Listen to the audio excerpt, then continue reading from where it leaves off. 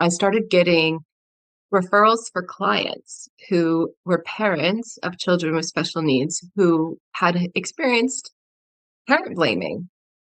Then, so some parents are accused of making up their child's condition.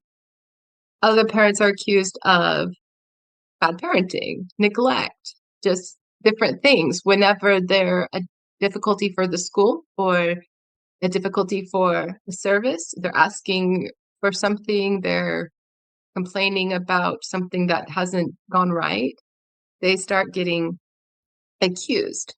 So as I started to see these clients, I noticed themes, like really clear themes, and I made a list.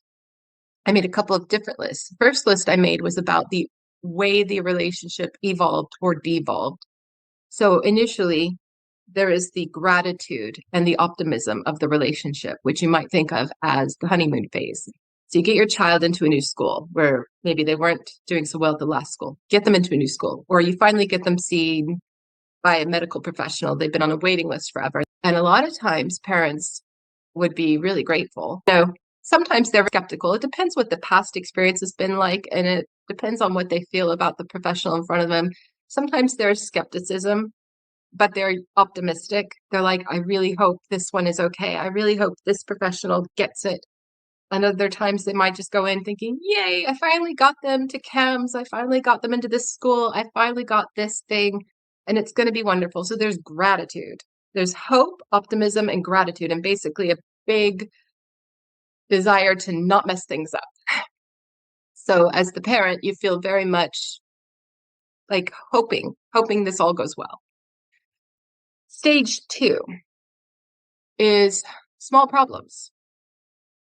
Or maybe they're not small, but I think there's usually like red flags. Red flags might be little comments that the professional has made that indicates actually there's a bias, or they're not getting it, or they've seemed to dismiss something that was you felt important, but then you're so grateful and you really don't want to rock the boat, and you don't want to be difficult, and you don't want to make a big thing about a small thing. You want this relationship to work out, so you don't want to pick at every little thing, all the little comments, the times that they didn't respond to something. You tell yourself they're busy, which they are. They are very, very busy. Resources are overstretched. That's true too. They're not perfect. Also true. So you explain to yourself, they're a human being. I don't want to be difficult. I don't want to mess up the relationship. But then the red flags keep coming. The little issues keep coming up.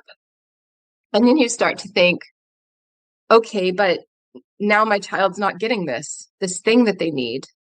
And I want them to get this thing that they need. They really need this adjustment, or they need this medication, or they need this specific intervention. But the professional, the teacher, the doctor, the head of school, whatever, they're not listening.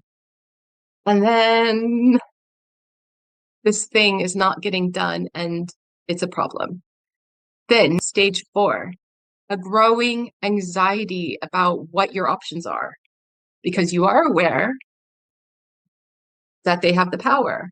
They have the power to take away the service that they offer, or to make it a lot more difficult. Maybe they don't have the power to take it away. Maybe they can't just kick your child out of school, but they can make it uncomfortable. They do have power. You are aware of that. And you're thinking, how do I get this need met? How do I get this thing I'm asking for taken seriously without hurting the relationship? Then there's number 5. 5 is starting to go a bit crazy over this back and forth. I don't know what to do. I want to keep the relationship okay. I want to get my child's needs met. That is the most important job. I don't want to be the difficult parent, but my child needs to have what my child needs to have. And then on top of that,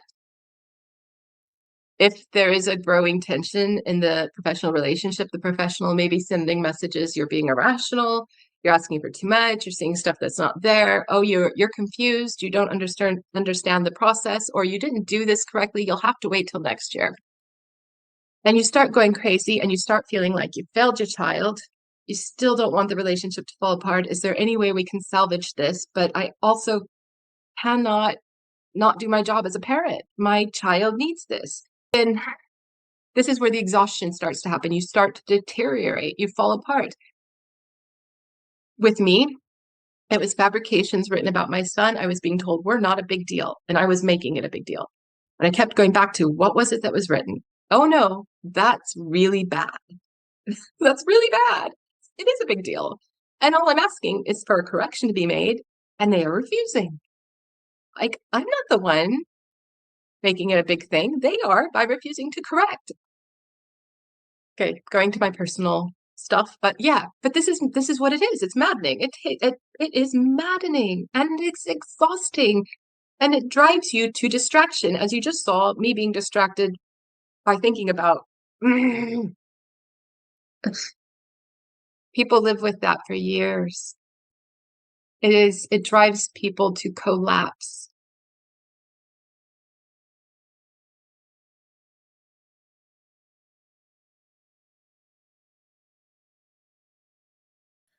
Professional gossiping can be as small as saying someone is difficult without taking into account their neurodivergence, but it can also be something really big and accusing them of something really serious they didn't do.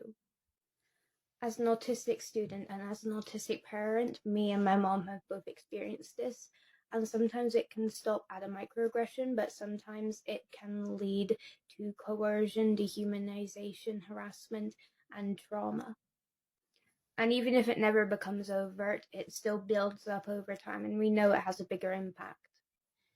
If paperwork has portrayed you as a decent person for years and suddenly you have a big piece of information written about you doing something horrible, obviously that seems stupid and it's very unlikely people will believe that. But if you have been portrayed as difficult and needy for years and suddenly this piece of misinformation pops up, of course it seems believable even to someone who has never met you because they already have this preconceived notion of what you're like. Stuff like this can happen to anyone, but disproportionately affects neurodivergent people who are just trying to advocate for themselves or their children who are neurodivergent. The person who threw my mother's case out said that the information written about her wasn't actually about her and it was just an opinion because it was fabricated. This has become so normalized within our society that people don't even realize that this is a data violation and against the law.